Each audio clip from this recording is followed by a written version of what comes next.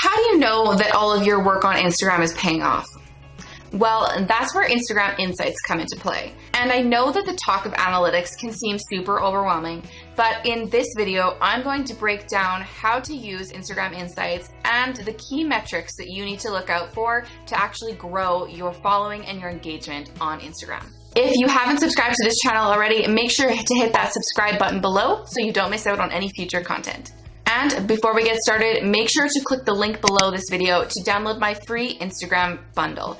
Inside, you're going to find lots of different tools to help you grow your Instagram account.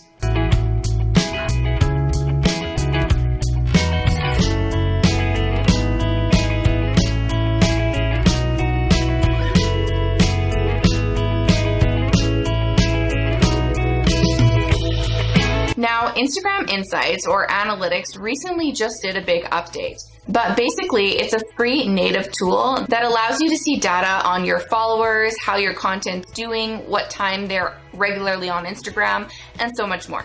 It's important to keep an eye on these metrics to help you create better content and understand your followers more. To access Instagram Insights, you will need a business account. So if you're currently on a personal account, you won't be able to see any of these stats.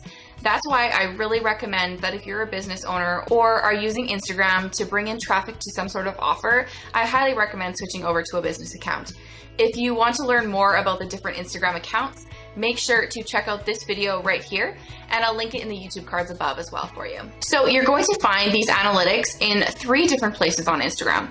The first one is in the top right-hand corner of your Instagram page. You're going to see 3 little bars. Click on that, and then that'll take you into Insights. The next place is on your individual posts. So if you click on an actual post within your feed, and then there's a little bar at the very bottom, and you click on that, say View Insights, it's going to give you the analytics or the insights for that individual post. And then the third place to find your insights is actually on your stories.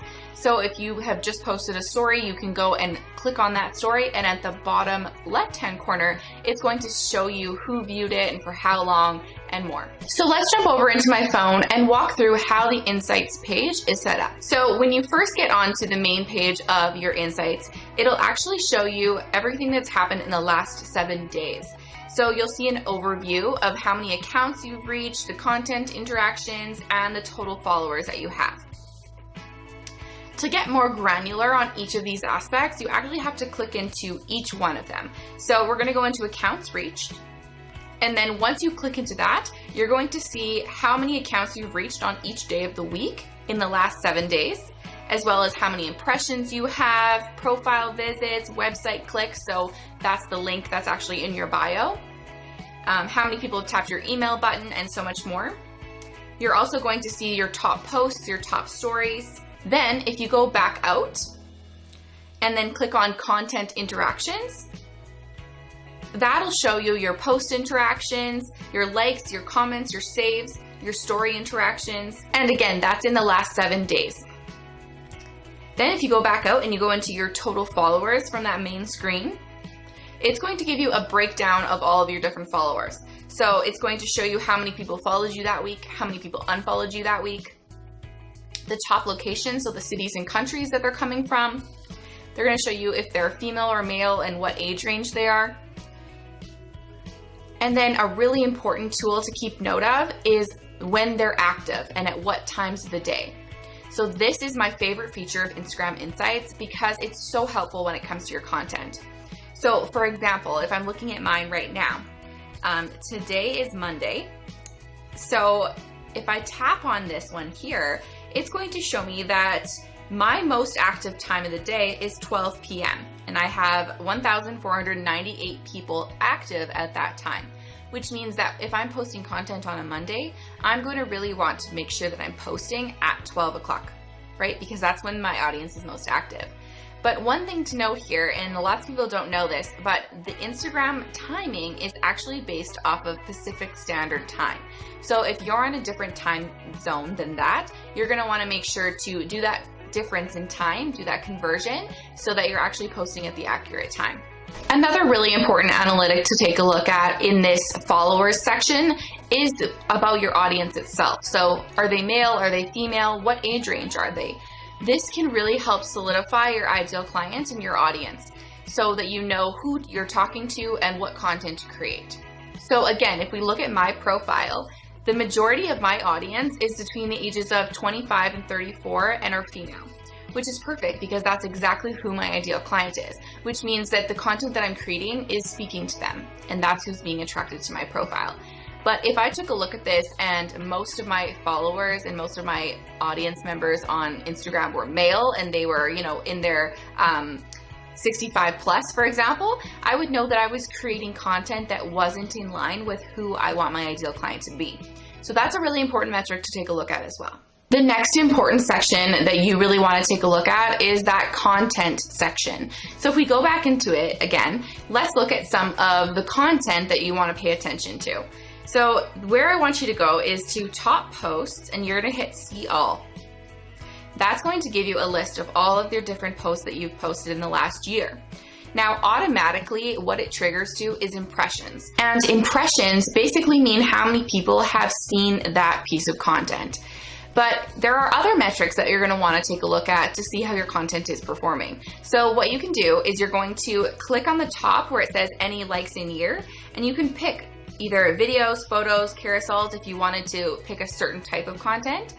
Then you can go into likes, and you're going to choose what you want to look at. So you could do it by shares, you could do it by follows to see how many people followed you from that piece of content. So that's kind of interesting, right? To see what kind of content is making people actually want to click and follow you. You can go into comments to see how many people are commenting and engaging with your photos. That's also a really important metric to look at. And then you also want to look at things like likes, impressions, profile visits, saves, shares. You can look at all of that content to see which piece of content is doing the best. Now, there is another way to do this, but it's a bit more time consuming because you actually have to click on each individual post. So what you're going to want to do for that is head over to your profile, and you're going to click on a post. And then at the very bottom, if you have a business account, it's going to say Insights, View Insights. You're going to click on that. And at the very bottom, it's going to pull up some insights for you. So it'll tell you your likes, your comments, your shares, and your saves. It's also going to show you how many people visited your profile from that piece of content and how many people it reached. So how many people actually saw that post. Now, this is a really great way to calculate your engagement for your posts. There is some controversy over how to actually create your engagement percentage now because of how Instagram's algorithm has changed. It used to be your total amount of likes, comments, and shares divided by your follower count. But I don't think that's necessarily accurate anymore because Instagram's algorithm is only showing your content to about 3% of your audience to begin with when you first post a piece of content. So I think the best way to make sure you're calculating a more accurate engagement rate is actually to look at each individual piece of content like this and calculate it based on the accounts reached. So for example, in this picture that I'm looking at here, if I go view insights, I've reached 328 accounts. I've had 12 comments and 1 share and 59 likes. So what I would do is I would calculate all of those things together. So your comments, likes, and shares, and then divide that by 328. So there was 78 interactions divided by 328 people who saw that piece of content. So if I divide those together and times it by 100 to get the percentage, my percentage rate is 23%. So that's a really good engagement rate, and I think a better way to rate it. So what do you think? Do you use Instagram Insights to help make your content better on Instagram and to help you grow? Let me know in the comments below. And if there was any piece of Instagram Insights that you thought was missing from this video, please let me know in the comments below and I would be happy to create another video for you. Overall, Instagram Insights is a free tool provided by Instagram to really just help you create better content and help you get to know your audience even more. So I recommend taking advantage of it and keeping an eye on these insights at least once a month. If you can take a look at your insights on a daily basis or a weekly basis, more power to you, but at least on a monthly basis will help your content strategy go even further. Thank you so much for watching, and if you liked this video, please make sure to give it a thumbs up, hit that subscribe button, and don't forget to share this on your social media by tagging me at WanderMadeCreative. We'll see you next week, guys. Bye.